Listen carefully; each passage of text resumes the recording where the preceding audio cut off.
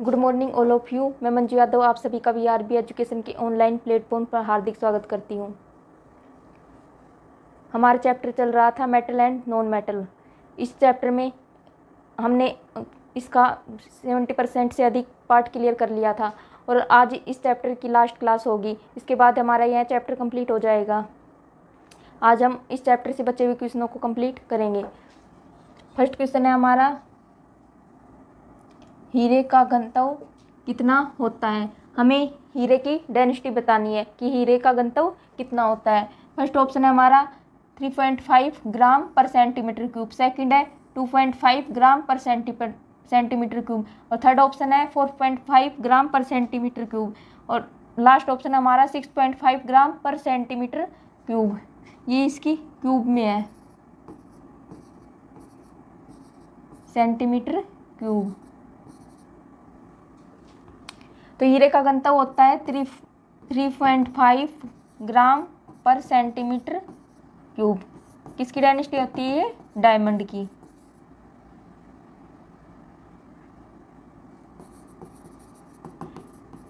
कितना घनत्व होता है हीरे का? 3.5 ग्राम पर सेंटीमीटर क्यूब। और जो ग्रेफाइट होता है, ग्रेफाइट का घनत्व होता है, घनत्व या डेंसिटी होती है 2.5 ग्राम पर सेंटीमीटर क्यूब। ये डेंसिटी होती है ग्रेफाइट की 2.5 ग्राम पर सेंटीमीटर क्यूब। तो इस क्वेश्चन का हमारा राइट आंसर होगा 3.5 ग्राम पर सेंटीमीटर क्यूब और ये होती है ग्रेफाइट की, ये डेंसिटी होती है ग्रेफाइट की। सेकंड क्वेश्चन है हमारा, ग्रेफाइट का उपयोग किया जाता है। जो ग्रेफाइट होता है उसका उपयोग हम कहाँ करते हैं? फर्स्ट ऑप्शन है हमारा लेड पेंसिल में, सेकंड है नाभिकीय भट्टी में मंदक के रूप में, थर्ड ऑप्शन है भारी मशीनों में स्नेहक के रूप में और फोर्थ ऑप्शन है उपरोक्त सभी में। तो जो ग्रेफाइट होता है वो विद्युत एवं ऊष्मा का सुचालक होता है और ये एक नॉन मेटल है। जो नॉन मेटल होती है वो विद्युत एवं ऊष्मा की कुचालक होती है, लेकिन जो ग्रेफाइट होता है वो विद्युत एवं ऊष्मा का सुचालक होता है और इसका उपयोग हम कहाँ करते हैं? लेड पेंसिल में। जो लेड पेंसिल होती है उसकी जो लेड होती है वो इसी ग्रेफाइट की बनी होती है। नाभिकीय भट्टी में मंदक के रूप में, मंदक यानी इंसुलेटर के रूप में, इंसुलेटर के रूप में भी इस ग्रेफाइट का उपयोग किया जाता है और भारी मशीनों में स्नेक के रूप में, लुब्रिकेंट के रूप में। लास्ट ऑप्शन है उपरोक्त सभी में। तो इस क्वेश्चन का राइट आंसर होगा डी, उपरोक्त सभी में ग्रेफाइट का उपयोग किया जाता है। और ग्रेफाइट का घनत्व कितना होता है? 2.5 ग्राम पर सेंटीमीटर क्यूब। नेक्स्ट क्वेश्चन है हमारा, काला सोना ब्लैक गोल्ड कहते हैं। जो ब्लैक गोल्ड किसे कहते हैं? फर्स्ट ऑप्शन है हमारा अफीम, सेकंड है कोयला, थर्ड है पेट्रोल और लास्ट ऑप्शन है उपरोक्त सभी। तो अफीम को भी, कोयले को भी और पेट्रोल को भी, इन सभी को क्या कहते हैं? काला सोना, क्योंकि ये बहुत महंगी वस्तुएं हैं सोने की तरह, इसलिए इनको क्या कहते हैं? ब्लैक गोल्ड कहा जाता है, काला सोना कहा जाता है। नेक्स्ट क्वेश्चन है हमारा, कोयला कितने प्रकार का होता है? हमें कोयले के टाइप बताने की, कोयला कितने प्रकार का होता है। जो कोयला होता है, कोयला या कोल, क्या है? हमारा एक जीवाश्म ईंधन है। यह एक जीवाश्म ईंधन है। जो कोयला होता है उसका निर्माण लाखों करोड़ों वर्ष पहले जो वनस्पति थी उसके दब जाने से कोयले का निर्माण हुआ है। भूकंप से या कोई आपदा से जो वनस्पति थी वो दब गई थी और वो कोयले में बदल गई थी। तो हमारा कोयला क्या है? एक जीवाश्म ईंधन है। और यह कितने प्रकार का होता है? यह 4 प्रकार का होता है। पहला तो होता है पिट कोयला। जो पिट कोयला होता है उसमें कार्बन की मात्रा होती है 40 से 50%। इसमें कार्बन होता है 40 से 50% और यह क्या देता है? सबसे अधिक धुआं देता है। इस कोयले से सबसे अधिक धुआं निकलता है क्योंकि इसमें कार्बन की मात्रा 40 से 50% होती है। और इसको, यह क्या है? बैड कोयला है, सबसे बुरा कोयला है। दूसरा टाइप है लिग्नाइट कोयला। लिग्नाइट कोयले का कलर थोड़ा हल्का भूरा होता है, इसलिए इसको भूरा कोयला भी कहते हैं। और इसमें कार्बन की मात्रा होती है, कार्बन होता है इसमें 50 से 60% क्वांटिटी में कार्बन होता है, और इसको भूरा कोयला कहते हैं। और थर्ड नंबर पर आता है हमारा बिटुमिन्स। बिटुमिन्स कोयला, ये कोयला सर्वाधिक पाया जाता है, सर्वाधिक मात्रा में सर्वाधिक पाया जाता है। और इस बिटुमिन्स कोयले में जो कार्बन होता है उसकी मात्रा होती है 70 से 85%। 70 से 85% क्वांटिटी में इसमें क्या होता है, कार्बन होता है, और ये सबसे अधिक पाया जाने वाला कोयला है। फोर्थ नंबर पर आता है हमारा एंथ्रेसाइट। एंथ्रेसाइट कोयला, और यह सबसे बढ़िया क्वालिटी का कोयला होता है, सबसे श्रेष्ठ कोयला। यह क्या होता है, सबसे श्रेष्ठ होता है, क्योंकि इसमें जो कार्बन होता है उसकी मात्रा पाई जाती है 90 से 98%। इसमें कार्बन की मात्रा सबसे अधिक पाई जाती है, इसलिए यह क्या है, सबसे श्रेष्ठ कोयला है। और यह सबसे कम धुआं देता है, सबसे कम धुआं निकलता है इससे, इसलिए इसको क्या कहते हैं, श्रेष्ठ कोयला। तो कोयला कितने प्रकार का होता है, 4 प्रकार का। एक तो होता है पिट कोयला, एक होता है लिग्नाइट, एक होता है बिटुमिन्स, और एक होता है एंथ्रेसाइट कोयला। तो इस क्वेश्चन का राइट आंसर होगा सी, 4 प्रकार का होता है। नेक्स्ट क्वेश्चन है हमारा, सबसे श्रेष्ठ कोयला कौन सा है। तो हमें सबसे श्रेष्ठ कोयला बताना है। फर्स्ट ऑप्शन है पिट, सेकंड है लिग्नाइट, थर्ड है बिटुमिन्स, और फोर्थ ऑप्शन है एंथ्रेसाइट। तो एंथ्रेसाइट कोयला सबसे बेस्ट होता है, श्रेष्ठ कोयला, क्योंकि इसमें जो कार्बन होता है उसकी मात्रा कितनी होती है, 90 से 98% कार्बन होता है। नेक्स्ट क्वेश्चन है हमारा, कार्बनिक यौगिकों को कम वायु की उपस्थिति में जलाने पर किसका निर्माण होता है। जो कार्बनिक कंपाउंड होते हैं, अगर हम उनको कम वायु की उपस्थिति में जलाते हैं तो किसका निर्माण होता है। पहला ऑप्शन हमारा कोक, दूसरा है काजल, थर्ड है चारकोल, और फोर्थ ऑप्शन हमारा कोयला। तो इस क्वेश्चन का राइट आंसर होगा बी, काजल। जो काजल होती है उसका निर्माण कार्बन के यौगिकों को कम वायु में जलाया जाता है, कम वायु में जलाने पर काजल का निर्माण होता है। कम वायु की उपस्थिति में कार्बनिक यौगिकों को जलाते हैं तो जो कार्बन धुआं निकलती है उसमें जो कार्बन के कण होते हैं उसी से हम काजल प्राप्त करते हैं। कम वायु में जलाने पर धुएं में क्या होते हैं, जो धुआं निकलता है उसमें कार्बन के कण होते हैं,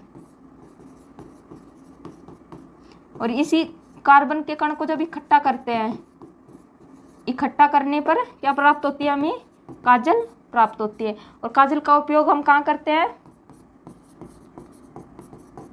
जूतों की पॉलिश में, ब्लैक पेंट में,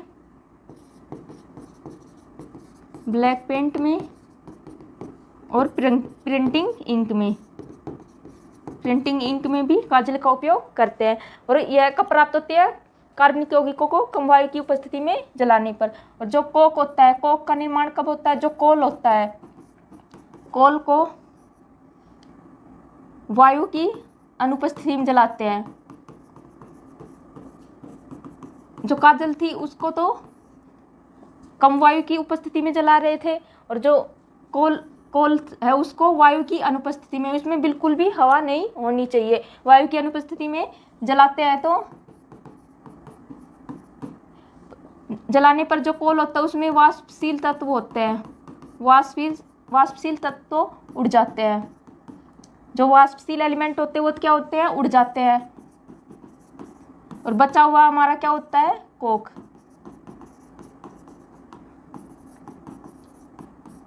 कोक का निर्माण कब होता है, कोल को जब वायु की अनुपस्थिति में जलाते हैं तो जो वाष्पशील तत्व होते हैं वो तो उड़ जाते हैं, और जो शेष बचता है वो हमारा क्या होता है, कोक होता है।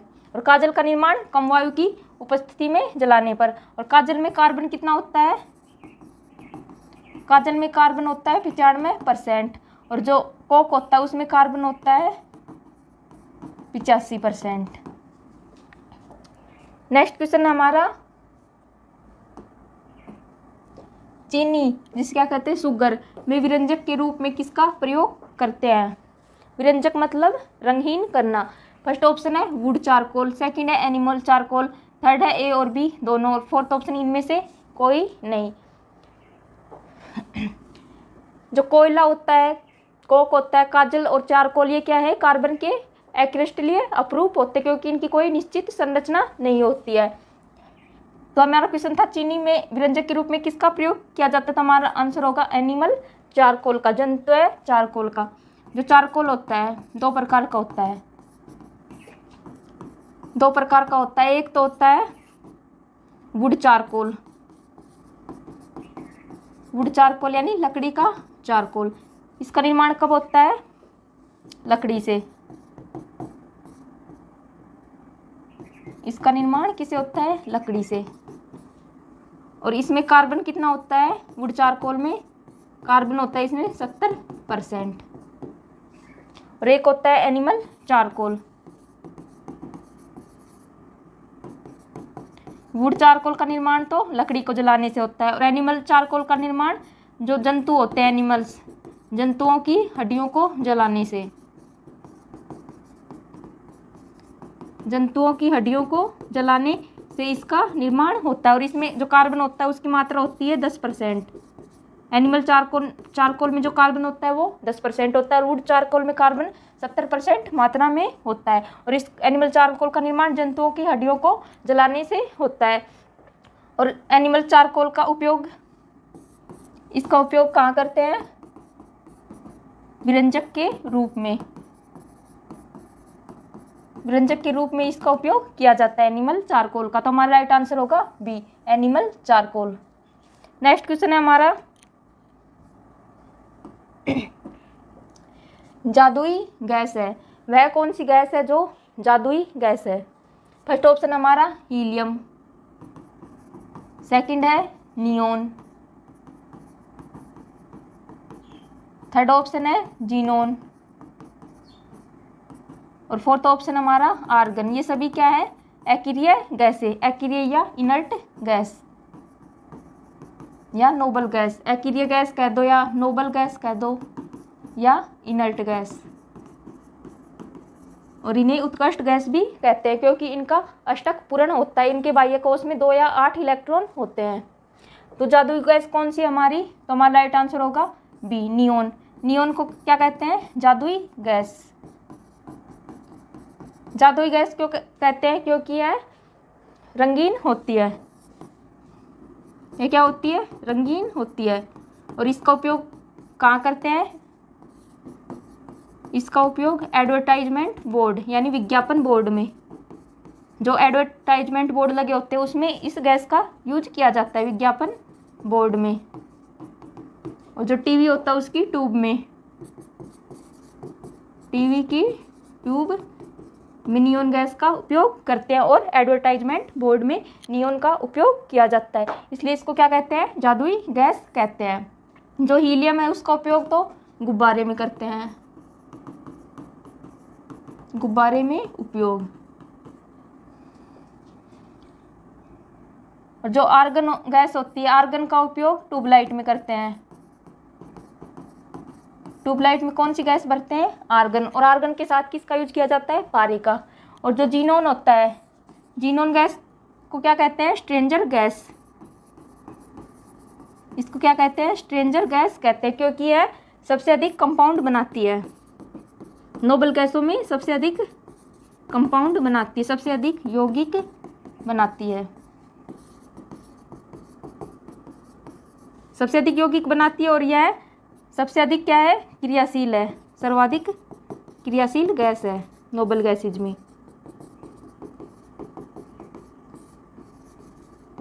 इसलिए इसको क्या कहा जाता है? स्ट्रेंजर गैस, जीनोन को, क्योंकि यह सबसे अधिक कंपाउंड बनाती है और सर्वाधिक क्रियाशील गैस है। तो हमारा राइट आंसर होगा बी, नियोन। जादुई गैस कौन सी है? नियोन। नेक्स्ट क्वेश्चन है हमारा, कौन सी गैस की मात्रा वायुमंडल में बढ़ जाने से भूकंप का संकेत देती है? वह कौन सी गैस है जिससे भूकंप के संकेत का पता लगता है? फर्स्ट ऑप्शन है नियोन, सेकंड है रेडोन, थर्ड है आर्गोन और फोर्थ ऑप्शन है क्रिप्टोन। तो भूकंप का संकेत देने वाली गैस कौन सी हमारी? रेडोन। रेडोन, जो रेडोन गैस होती है ये भी हमारी क्या है? एक नोबल गैस है। ये हमारी क्या है? Noble gas. Helium, neon, argon, krypton, xenon और रेडोन किस में आती है? नोबल गैसों में। और यह क्या देती है? रेडोन गैस की मात्रा वायुमंडल में नहीं पाई जाती। यह गैस वायुमंडल में नहीं पाई जाती। अगर वायुमंडल में इसकी मात्रा बढ़ जाती है, मात्रा बढ़ जाए तो किसका संकेत मिलता है? भूकंप का संकेत। भूकंप का संकेत देती है।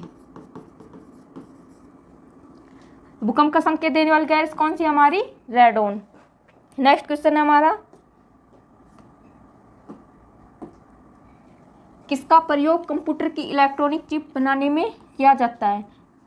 वह कौन सा एलिमेंट है जिसका यूज कंप्यूटर की इलेक्ट्रॉनिक चिप बनाने में करते हैं? फर्स्ट ऑप्शन हमारा कार्बन, सेकंड है सिलिकॉन, थर्ड है जर्मेनियम और फोर्थ ऑप्शन हमारा आर्सेनिक। तो कंप्यूटर की इलेक्ट्रॉनिक चिप बनाने में किसका यूज करते हैं? सिलिकॉन का। सिलिकॉन का क्यों करते हैं? क्योंकि यह एक अर्धचालक है, सेमीकंडक्टर। यह क्या होता है? अर्धचालक होता है, सेमीकंडक्टर। और सिलिकॉन हमारा क्या है? एक उपधातु है, मेटलॉइड। किस में शामिल है? मेटलॉइड में। सिलिकॉन, जर्मेनियम, आर्सेनिक ये किस में आते हैं? हमारे उपधातु में, मेटलॉइड में। और यह क्या है? एक सेमीकंडक्टर है। और यह क्या काम करता है? सिलिकॉन विद्युत धारा को कंट्रोल करता है, विद्युत प्रवाह को कंट्रोल करता है। इसलिए इस सिलिकॉन का यूज कंप्यूटर की चिप बनाने में करते हैं। नेक्स्ट क्वेश्चन है हमारा, गुब्बारे में कौन सी गैस भरी जाती है? फर्स्ट ऑप्शन हमारा हीलियम गैस, सेकंड है हाइड्रोजन गैस, थर्ड है आर्गन गैस और फोर्थ ऑप्शन है नाइट्रोजन गैस। तो गुब्बारे में कौन सी हवा भरी जाती है? Helium gas. जो हाइड्रोजन गैस तो किस में भरते हैं? हॉट एयर बैलून में, गर्म हवा के गुब्बारे में। हॉट एयर बैलून में तो हाइड्रोजन गैस भरते हैं, लेकिन जो सामान्य गुब्बारा होता है उसमें हीलियम गैस भरते हैं। और नाइट्रोजन गैस किस में भरते हैं? चिप्स के पैकेट में। और आर्गन गैस ट्यूबलाइट में। इस क्वेश्चन का राइट आंसर होगा ए, हीलियम गैस। नेक्स्ट क्वेश्चन हमारा, वह कौन सी अधातु है जो द्रव अवस्था में पाई जाती है? वह कौन सी नॉन मेटल है जो लिक्विड स्टेट में पाई जाती है? फर्स्ट ऑप्शन हमारा क्लोरीन, सेकंड है ब्रोमीन, थर्ड है आर्गन, फोर्थ ऑप्शन है हीलियम। तो हमारा राइट आंसर होगा बी, ब्रोमीन। जो ब्रोमीन का सिंबल होता है Br। ब्रोमीन अधातु केवल एक ऐसी अधातु है जो किसमें पाई जाती है? द्रव अवस्था में। द्रव अवस्था में पाई जाती है एट रूम टेम्परेचर पर। रूम टेम्परेचर पर यह द्रव अवस्था में पाई जाती है। रूम टेम्परेचर होता है 25 डिग्री सेल्सियस। इस टेम्परेचर पर यह किस में पाई जाती है? द्रव अवस्था में पाई जाती है। मेटल्स में कौन सी मेटल थी जो द्रव अवस्था में पाई जाती थी? पारा या मरकरी। ये भी क्या थी? द्रव अवस्था में पाई जाती थी एट रूम टेम्परेचर पर। तो इस क्वेश्चन का राइट आंसर होगा बी, ब्रोमीन। नेक्स्ट क्वेश्चन है हमारा, भविष्य का ईंधन है वह कौन सा एलिमेंट है जिसको भविष्य का ईंधन कहते हैं? फर्स्ट ऑप्शन है हाइड्रोजन, सेकंड है हीलियम, थर्ड है कार्बन और फोर्थ ऑप्शन है नाइट्रोजन। तो भविष्य का ईंधन किसे कहते हैं? हाइड्रोजन को। फ्यूल ऑफ फ्यूचर किसे कहा जाता है? हाइड्रोजन को। क्यों कहते हैं इसको भविष्य का ईंधन? क्योंकि यह पर्यावरण के अनुकूल है, इससे पर्यावरण पर कोई दुष्प्रभाव नहीं पड़ता, पर्यावरण के अनुकूल है। और हाइड्रोजन की मात्रा भी सर्वाधिक है, हाइड्रोजन सर्वाधिक मात्रा में पाया जाता है। और यह भविष्य के लिए क्या है? स्वच्छ ईंधन है। इसे भविष्य के लिए स्वच्छ यानी क्लीन ईंधन माना जाता है। इसके कोई हानिकारक प्रभाव भी नहीं है। तो इस क्वेश्चन का हमारा राइट आंसर होगा ए, हाइड्रोजन। भविष्य का ईंधन क्या है? हाइड्रोजन। नेक्स्ट क्वेश्चन हमारा, आतिशबाजी में हरा रंग किसकी उपस्थिति के कारण होता है? जो पटाखे होते हैं उनमें हरा रंग किसके कारण होता है? फर्स्ट ऑप्शन है हमारा सोडियम, सेकंड है मैग्नीशियम, थर्ड है बेरियम और फोर्थ ऑप्शन है स्ट्रांसियम। तो पटाखों में हरा रंग किसके कारण होता है? बेरियम के कारण होता है हरा रंग। बेरियम हमारी क्या है? एक मेटल होती है, धातु होती है, और ये धातु लवण बनाती है, और इन लवणों के कारण क्या होता है? हरा रंग होता है। तो आतिशबाजी में हरा रंग किसके कारण होता है? बेरियम के कारण। और सोडियम के कारण कौन सा? पीला रंग होता है, येलो कलर। और स्ट्रांसियम कौन सा कलर देता है? लाल। स्ट्रोंशियम के कारण लाल रंग होता है, सोडियम के कारण पीला रंग होता है, और कैल्शियम के कारण कौन सा रंग होता है? संतरी या नारंगी रंग। और जो कॉपर होता है, कॉपर या तांबा, उसके कारण कौन सा कलर होता है? नीला रंग। ये भी हमें ध्यान रखने हैं। कैल्शियम के कारण संतरी या नारंगी रंग, कॉपर के कारण कौन सा होता है? नीला रंग पटाखों में, और सोडियम के कारण पीला रंग, और स्ट्रांसियम के कारण लाल रंग होता है, और बेरियम के कारण हरा रंग होता है। तो हमारा क्वेश्चन था आतिशबाजी में हरा रंग किसकी उपस्थिति के कारण होता है? तो बेरियम के कारण होता है। नेक्स्ट क्वेश्चन है हमारा, निम्न में से कौन सा तत्व सभी रंगीन यौगिक बनाता है? वह कौन सा कंपाउंड है जो कलरफुल कंपाउंड बनाता है? फर्स्ट ऑप्शन हमारा क्रोमियम, सेकंड है पोटेशियम, थर्ड है एल्यूमिनियम, फोर्थ ऑप्शन है सोडियम। तो कौन सा एलिमेंट है? वह हमारा क्रोमियम। जो क्रोमियम है वो क्या है? एक ट्रांजिशन एलिमेंट है, संक्रमण तत्व है। यह क्या है? एक संक्रमण तत्व है, ट्रांजिशन एलिमेंट है। और जो क्रोमियम होता है वो किस ब्लॉक में आता है? डी ब्लॉक में आता है। डी ब्लॉक में हमारी मेटल्स आती है, और जो क्रोमियम है वो भी हमारी क्या है? एक मेटल है, और यह क्या है? एक संक्रमण एलिमेंट है। जो क्रोमियम होता है वो बाह्य ऊर्जा स्तर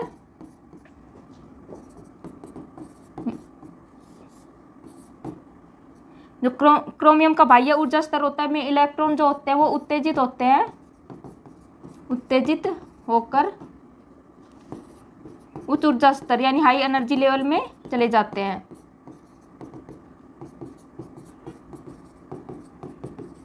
जो क्रोमियम होता है उसमें जो बाह्य इलेक्ट्रॉन होते हैं,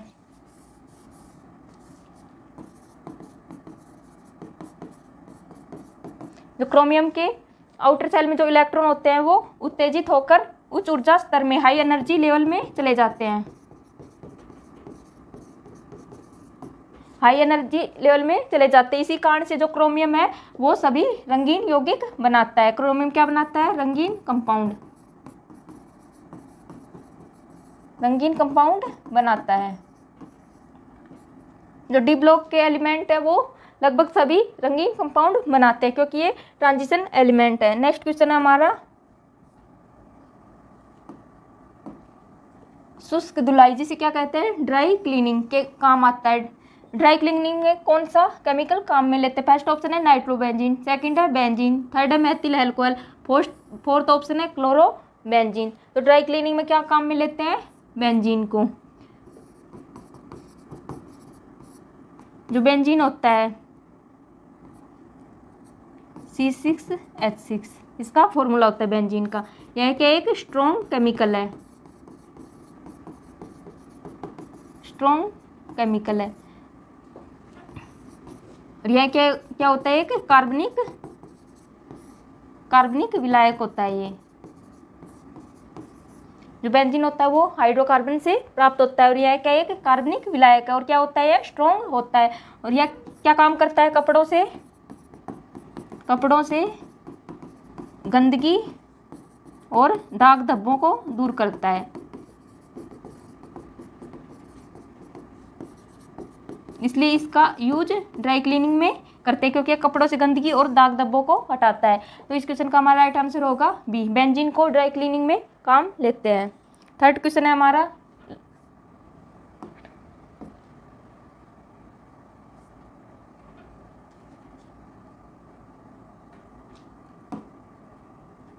हैबर विधि से अमोनिया के निर्माण में निम्न उत्प्रेरक प्रयोग में लाया जाता है। हैबर विधि से जब अमोनिया का निर्माण किया जाता है तो कौन से कैटलिस्ट का यूज करते हैं? कैटलिस्ट यानी उत्प्रेरक। फर्स्ट है लोहा, सेकंड है प्लेटिनम, थर्ड ऑप्शन है एल्यूमिना और फोर्थ ऑप्शन है जलवाष्प। तो अमोनिया के निर्माण में किसका यूज करते हैं? लोहे का। लोहे का क्या करते हैं? उत्प्रेरक के रूप में उपयोग।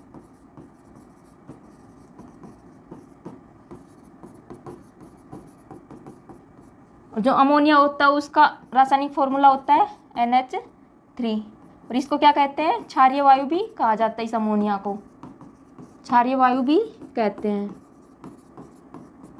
और इसका निर्माण कौन सी विधि से करते हैं? हैबर विधि से अमोनिया का निर्माण किया जाता है। नेक्स्ट क्वेश्चन है हमारा, राष्ट्रीय रासायनिक प्रयोगशाला स्थित है। नेशनल केमिकल लेबोरेटरी कहाँ स्थित है भारत में? फर्स्ट ऑप्शन है हमारा नई दिल्ली, सेकंड है लखनऊ, तीसरा है पूना और फोर्थ ऑप्शन है कोलकाता।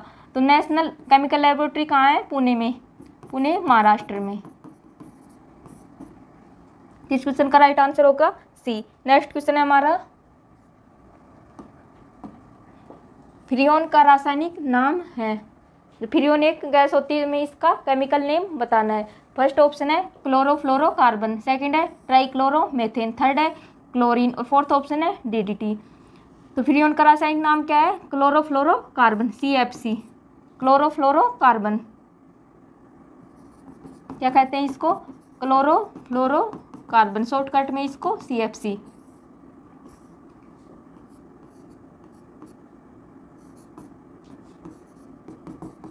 ये किसका रासायनिक नाम है? फ्रियोन का। इस फ्रियोन गैस का यूज कहाँ करते हैं? रेफ्रिजरेटर, फ्रिज में और AC में इसका उपयोग किया जाता है।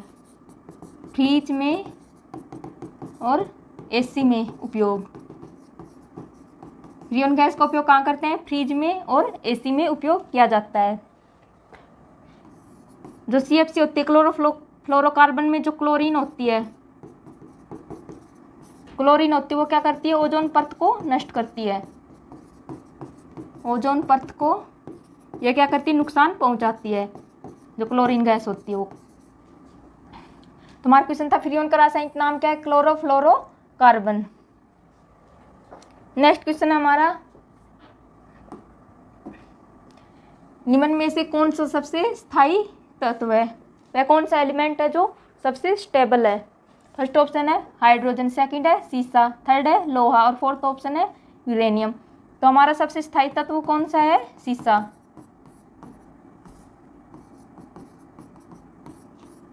सीसा, जिसे किससे डिनोट किया जाता है? Pb से। और इसे क्या कहते हैं? लेड, लेड भी कहते हैं।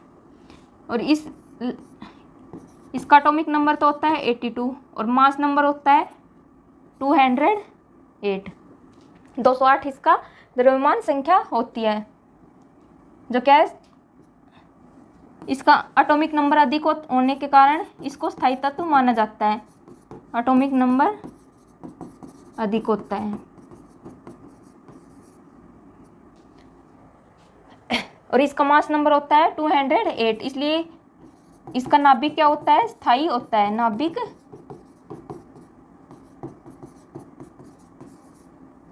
क्या होता है? इसका स्थायी होता है। और एटॉमिक नंबर भी क्या होता है? अधिक होता है, इसलिए यह क्या है? एक सबसे स्थायी एलिमेंट होता है सीसा। तो इस क्वेश्चन का राइट आंसर होगा बी। नेक्स्ट क्वेश्चन है, एक्रिय गैसों की खोज किसने की थी? जो इनर्ट गैसें होती हैं उसकी खोज किसने की थी? फर्स्ट ऑप्शन है प्रिस्टले ने, सेकंड है सीले ने, थर्ड है कैवेंडिश ने और फोर्थ है रैमजे ने।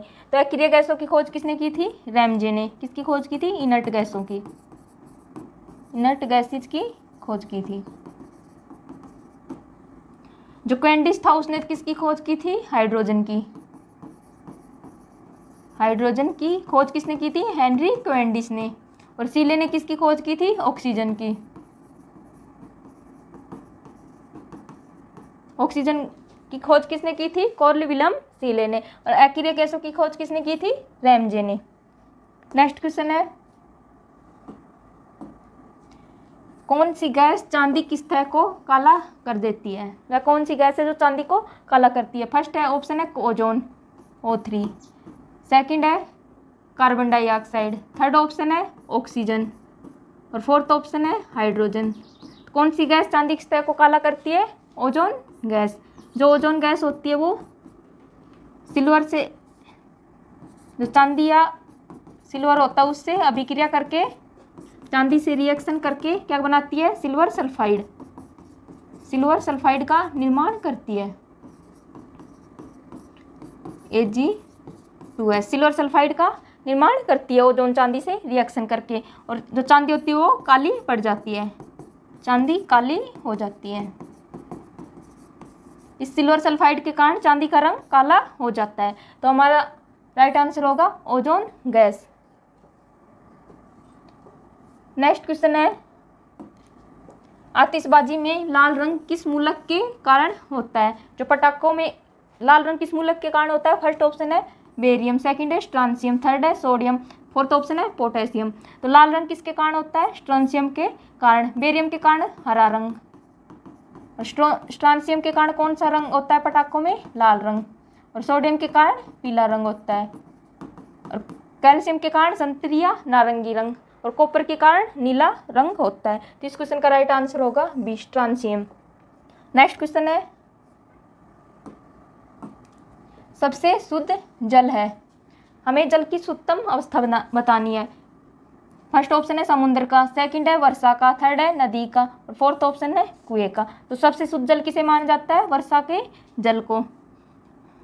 जो नदी तालाब होते हैं, नदी तालाब और झील, इनका जल क्या होता है? वाष्पीकृत हो जाता है, वाष्प में बदलकर ऊपर चला जाता है। इनका जल क्या होता है? वाष्पीकृत हो जाता है। और जो बादल होते हैं इसी वाष्पीकृत जल से बारिश करते हैं। तो वर्षा के जल को क्या माना जाता है? सबसे शुद्ध जल माना जाता है। तो इस क्वेश्चन का राइट आंसर होगा बी। नेक्स्ट क्वेश्चन है, किसमें कार्बन की प्रतिशत मात्रा सबसे अधिक होती है? हमें कार्बन की सबसे अधिक मात्रा बतानी है। फर्स्ट ऑप्शन है पिटवा लोहा, सेकंड है डलवा लोहा, थर्ड ऑप्शन है इस्पात, फोर्थ ऑप्शन है सभी में समान। तो कौन से लोहे में सबसे अधिक मात्रा में कार्बन होता है? डलवा लोहा में। इसमें जो कार्बन होता है वो 2 से 4% मात्रा में होता है। कार्बन की मात्रा कितनी होती है? 2 से 4% मात्रा में। और जो पिटवा लोहा को क्या कहते हैं? Pig iron. इसमें कार्बन की मात्रा होती है 0.25 से 1% मात्रा में इसमें कार्बन होता है। इसको क्या कहते हैं? डलवा लोहा को कास्ट आयरन, कास्ट आयरन या रोस्ट आयरन। इसमें कार्बन कितना होता है? 2 से 4% में। और पिटवा लोहा में कार्बन होता है 0.25 से 1% में। तो सब कार्बन की मात्रा किसमें सबसे अधिक होती है? डलवा लोहा में। और इसमें इस लोहे की वेल्डिंग नहीं की जाती है, वेल्डिंग नहीं होती है। डलवे लोहे की वेल्डिंग नहीं होती क्योंकि इसमें कार्बन क्या होता है? अधिक मात्रा में होता है। और जो पिटवा लोहा होता है उसको बेस्ट आयरन कहते हैं। बेस्ट आयरन कौन सा होता है? पिटवा लोहा। तो इस क्वेश्चन का राइट आंसर होगा बी। नेक्स्ट क्वेश्चन है, भोपाल गैस दुर्घटना में किस गैस का रिसाव हुआ था? जो मध्य प्रदेश की राजधानी भोपाल है उसमें किस गैस का रिसाव हुआ था? एक कंपनी थी United Indian carbide limited.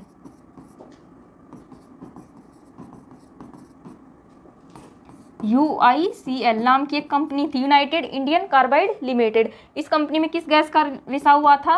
Methyl isocyanate, methyl isocyanate gas का रिसाव हुआ था। और यह क्या एक जहरीली गैस थी, यह क्या थी? एक जहरीली गैस थी। इससे बहुत अधिक लोगों की मौत हो गई थी इस गैस से। और यह घटना कब हुई थी? 2 दिसंबर 1984 को। 2 दिसंबर 1984 को UICL कंपनी में मिथाइल आइसोसाइनेट गैस का रिसाव हुआ था। तो भोपाल गैस दुर्घटना में किस गैस का रिसाव हुआ था? मिथाइल आइसोसाइनाइट का, MIC गैस का, मिथाइल आइसोसाइनेट गैस का। नेक्स्ट क्वेश्चन है, निम्न हैलोजनों में सबसे अधिक अभिक्रियाशील है। जो हैलोजन किस ग्रुप के एलिमेंट को कहते हैं? ग्रुप 17 को क्या कहते हैं? Halogen group. इसमें हमारे क्या क्या आते हैं? फ्लोरीन, क्लोरीन, ब्रोमीन, आयोडीन, ये किस में आते हैं? हैलोजन ग्रुप में। हैलोजनों में सबसे अधिक अभिक्रियाशील कौन सा है? फ्लोरीन। फ्लोरीन क्या होता है? मोर रिएक्टिव होता है,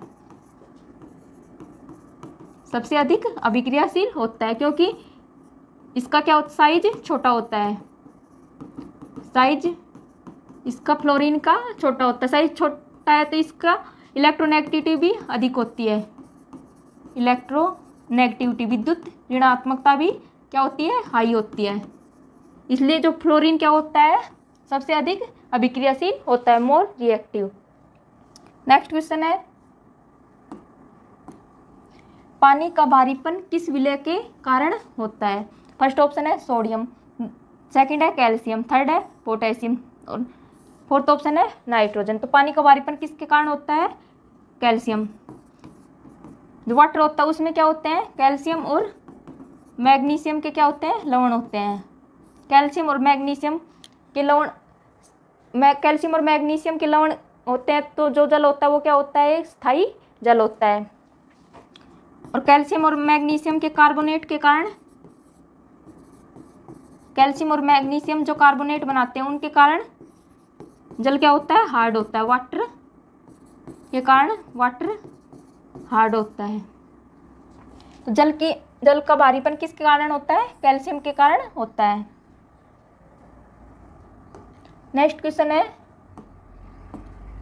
निम्न में किससे टेप रिकॉर्डर की टेप लेपित रहती है?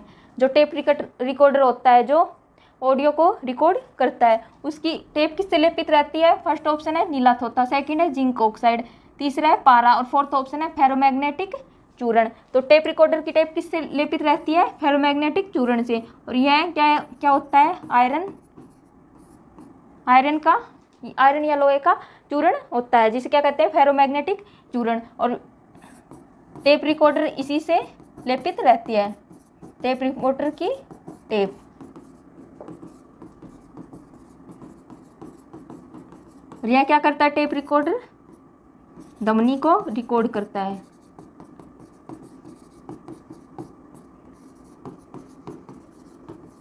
तो इस क्वेश्चन का राइट आंसर होगा डी, फेरोमैग्नेटिक चूर्ण। नेक्स्ट क्वेश्चन है, वह तत्व जो ऑक्सीजन से प्रतिक्रिया नहीं करता है, वह कौन सा एलिमेंट है जो ऑक्सीजन से रिएक्शन नहीं करता है? फर्स्ट ऑप्शन है क्लोरीन, सेकंड है आयोडीन, थर्ड है हीलियम और फोर्थ ऑप्शन है नाइट्रोजन।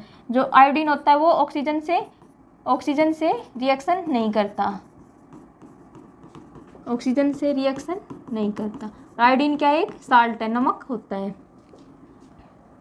नेक्स्ट क्वेश्चन है, किस गैस का प्रयोग सिगरेट लाइटर में होता है? जो सिगरेट लाइटर होता है उसमें किस गैस का यूज करते हैं? फर्स्ट ऑप्शन है ब्यूटेन, सेकंड है मीथेन, थर्ड है प्रोपेन और फोर्थ ऑप्शन है रेडोन। तो सिगरेट लाइटर में किसका यूज करते हैं? ब्यूटेन का। और जो ब्यूटेन होता है उसमें किस अवस्था में रहती है? तरल अवस्था में।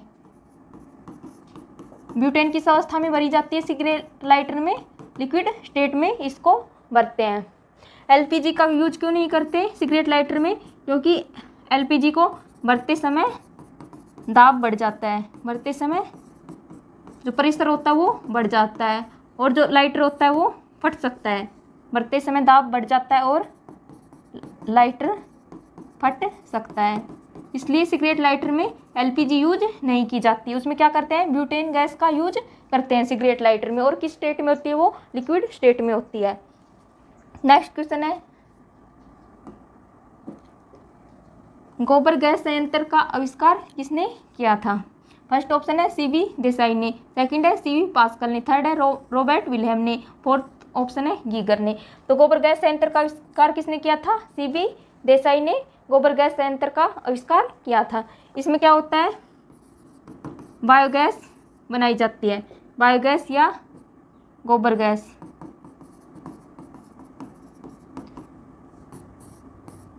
इस बायोगैस संयंत्र से गोबर गैस का निर्माण किया जाता है। इसमें जो सड़े गले पदार्थ और जो गोबर होते हैं उसकी और जो मेथोजन बैक्टीरिया होती है उनकी अवायवीय अभिक्रिया होती है, यानी बिना वायु की उपस्थिति में रिएक्शन करवाई जाती है। और उसमें कौन कौन सी गैस निकलती है?